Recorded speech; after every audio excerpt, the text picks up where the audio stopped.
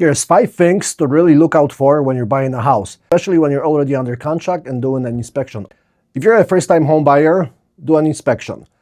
If you're buying a second, third house, also do an inspection. Now, the only exception to inspections when you want to waive it is maybe when you're a contractor, you're buying a house for a flip, you know you're going to gut it, remodel it.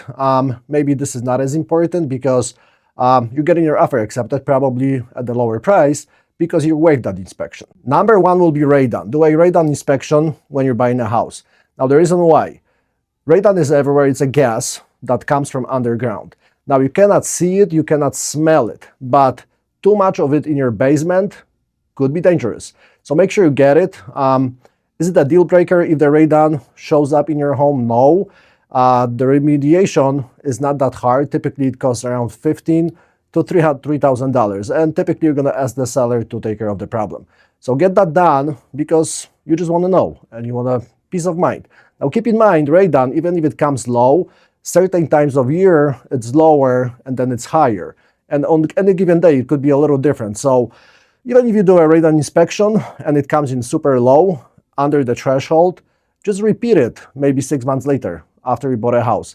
You're going to see the true result, and if you need to take care of this, you will. Item number 2, mold in the attic. Very, very common. I don't want to say it happens all the time, but it happens a lot. The reason it gets there is that typically, especially on the older houses, there is a lack of good ventilation, and people like stab insulation all the way and just push it into the corners, which is not a good thing to do.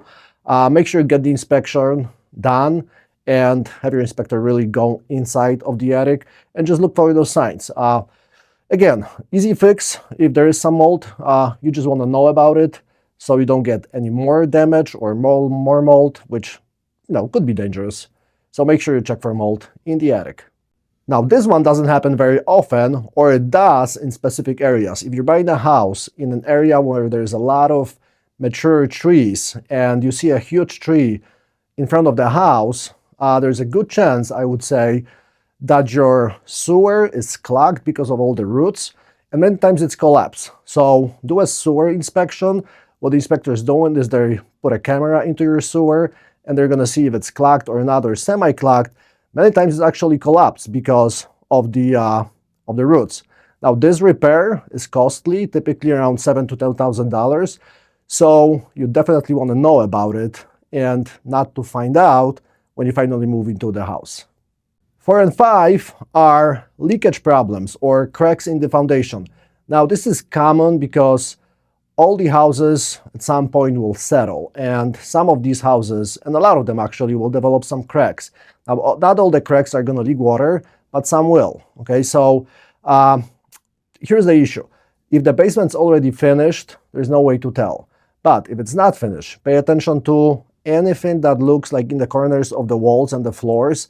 If there is any dampness, if there is, you might want to think about it. Now, the best solution to get rid of the problem like this is doing a drain tile or a whole new drain tile around the perimeter of the basement. Now, keep in mind, this is not going to be cheap, and it could cost you $10,000 to $20,000.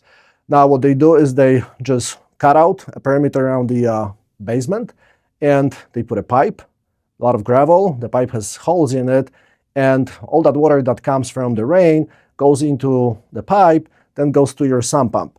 That collects the water, shoots it outside, and you're safe. Now, on top of this, what they do, if you have some cracks, they're going to roll like corrugated plastic up on a wall. So even if you get some leaks off of the foundation, which, number 1, you can fix the crack, but if you get some leaks from the foundation, that water is going to be caught by the drainage pipe. And the extra one is the roof. Now, the roof can look perfect, okay, but it could be 18 years old.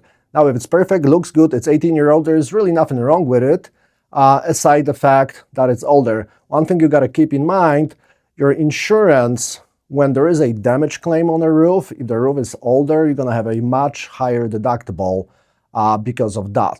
So, I mean, what you can do if the roof is older, just ask for more credit. If it wasn't disclosed up, when the house was sold for sale, if it's at the end of the life, just ask for more credit. And one day you can just redo your roof. Just keep in mind, not a bad thing that the roof is old if it's in a perfect condition, but your premium will be a little higher. And when it comes to a claim, your deductible on the roof itself might be much higher than just your regular deductible on a home. And thanks for watching. My name is Jack Pish. I'm a realtor in Elmhurst, Illinois. I mainly work in the Chicago suburbs, mainly around O'Hare area. If you need any help or you have any questions, shoot me a message. Bye.